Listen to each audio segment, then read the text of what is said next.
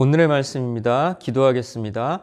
하나님 아버지, 오늘도 우리에게 말씀을 주셔서 감사합니다. 이 시간을 주님께 의탁하오니 말씀을 잘 이해하고 깨닫는 순종의 마음이 일어나는 복된 시간 되게 하시옵소서. 예수님의 이름으로 기도합니다. 아멘. 고난당하고 있는 욥은 하나님께 탄원합니다.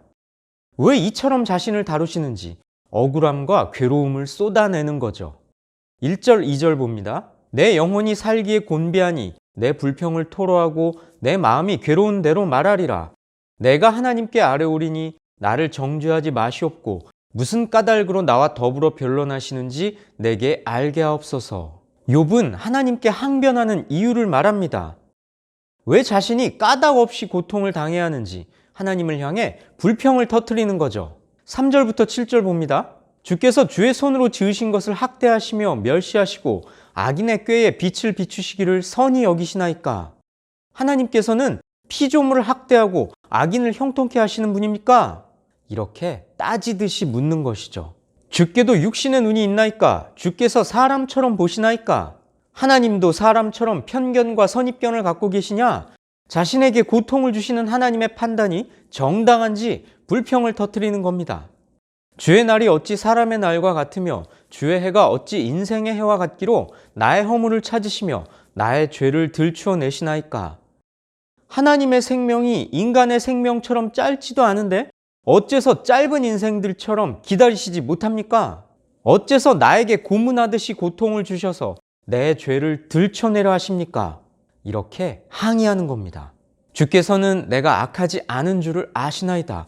주의 손에서 나를 벗어나게 할 자도 없나이다. 자신이 죄가 없음을 아실 뿐 아니라 자신의 인생에 대한 절대적인 주권을 갖고 계신 하나님께서 왜 이런 시련을 주시는지 그 부당함을 항의합니다. 8절부터 12절 봅니다. 주의 손으로 나를 빚으셨으며 만드셨는데 이제 나를 멸하시나이까? 기억하옵소서. 주께서 내 몸 지으시기를 흙을 뭉치듯 하셨거늘 다시 나를 티끌로 돌려보내려 하시나이까? 주께서 나를 젖과 같이 쏟으셨으며 엉긴 젖처럼 엉기게 하지 아니하셨나이까? 피부와 살을 내게 입히시며 뼈와 힘줄로 나를 엮으시고 생명과 은혜를 내게 주시고 나를 보살피심으로 내 영을 지키셨나이다. 자신은 하나님께서 지으신 존재인데 이제는 왜 이런 엄청난 고난을 주시는지 하나님께 탄원합니다. 자신을 고난 속에 있게 하신 하나님께 의문과 불만을 나타내는 것이죠. 내가 머리를 높이 들면 주께서 젊은 사자처럼 나를 사냥하시며 내게 주의 놀라움을 다시 나타내시나이다. 자신의 고통스러운 상황은 마치 사냥을 하는 젊은 사자처럼 무서운 하나님에 의해 벌어진 일이라는 겁니다. 주께서 자주 증거하는 자를 바꾸어 나를 치시며 나를 향하여 진노를 더하시니 군대가 번갈아서 치는 것 같으나이다. 여기서 증거하는 자란 욥을 괴롭히는 고통을 의인화한 건데요. 욥은 자기에게 계속되는 고통을 하나님께서 자신의 죄악을 입증하기 위해 보내서 자신을 신문하게 하는 증인처럼 여기고 있다는 겁니다. 18절에서 22절 봅니다. 주께서 나를 태에서 나오게 하셨음은 어찌함이니까? 그렇지 아니하셨더라면 내가 기운이 끊어져 아무 눈에도 보이지 아니하였을 것이라. 있어도 없던 것 같이 되어서 태에서 바로 무덤으로 옮겨졌으리이다. 내 날은 적지 아니하니까 그런즉 그치시고 나를 버려두사 잠시나마 평안하게 하시되 내가 돌아오지 못할 땅 곧 어둡고 죽음의 그늘진 땅으로 가기 전에 그 땅은 어두워서 흑암 같고 죽음의 그늘이 져서 아무 구별이 없고 광명도 흑암 같으니이다. 욥은 고난에 대한 해결책으로 죽음을 제시합니다. 사실 욥은 그전에도 죽음을 원한 적이 있죠. 3장과 7장을 보면 욥이 고통의 해결책으로 죽음을 제시했던 걸 볼 수 있습니다. 욥은 또다시 죽음을 언급하는데요. 욥의 고통이 극심하다는 걸 보여주죠. 성도 여러분, 오늘 본문을 통해 하나님은 어떤 분이라는 걸 알 수 있습니까? 하나님은 자신이 창조하신 피조물을 학대하거나 악을 사랑하시는 분이 아닙니다. 욥은 자신이 악하지 않다는 걸 아시는 하나님께서 마치 자신을 악인 다루듯이 학대하고 멸시하는 걸 이해하기 어렵다고 항변합니다. 이건 극심한 고통 속에서 터져나오는 솔직한 말입니다. 욥의 심경을 여실히 보여주죠. 8절에서 17절을 볼까요?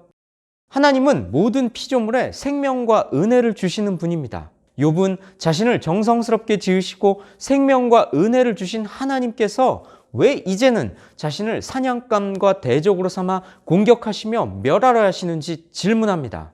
성도 여러분, 욥처럼 하나님이 내 대적같이 느껴진 적이 있습니까? 그러나 하나님은 우리의 대적이 아닙니다.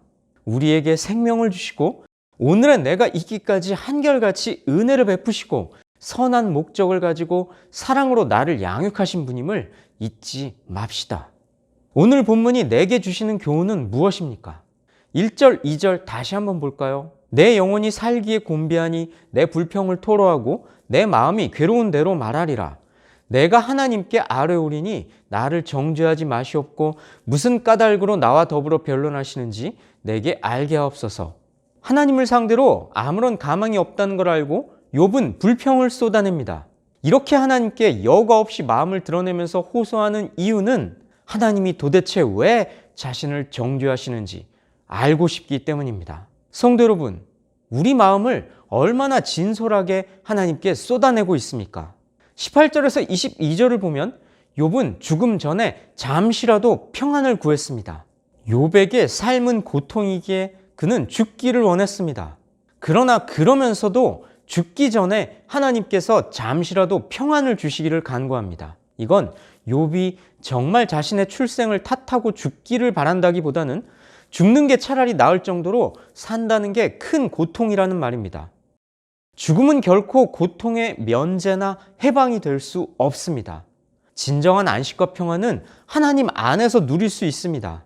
그러니 아무리 힘들고 고통스러워도 우리에게 생명을 주시고 부활을 약속하신 하나님을 신뢰하고 붙듭시다. 오늘의 말씀을 가슴에 새기시고 고통 중에 있는 우리를 붙들어 주실 하나님께 포기하지 않고 하늘 소망을 품고 살아가시길 주님의 이름으로 축복하고 권면합니다.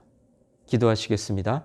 하나님 아버지, 그 의로웠던 욥조차 너무나 고통스러웠기에 죽기를 갈구할 정도로 사산을 희고할 정도로 절망 가운데 사로잡혔음을 말씀을 통해 배우게 하시니 감사합니다. 우리의 연약함을 정직하게 고백하오니 삶의 소망이 흔들릴 때마다 또 극심한 고통 속에 사로잡혀 있을 때마다 우리의 하나님께서 우리의 편이 되어주시고 크신 섭리로 우리를 선한 것으로 이끌어 주실 것을 신뢰하며 굳건하게 믿음의 삶을 살아갈 수 있도록 우리에게 힘과 용기를 주시고 더 나은 하늘 본향을 바라볼 수 있도록 우리를 인도하여 주시옵소서.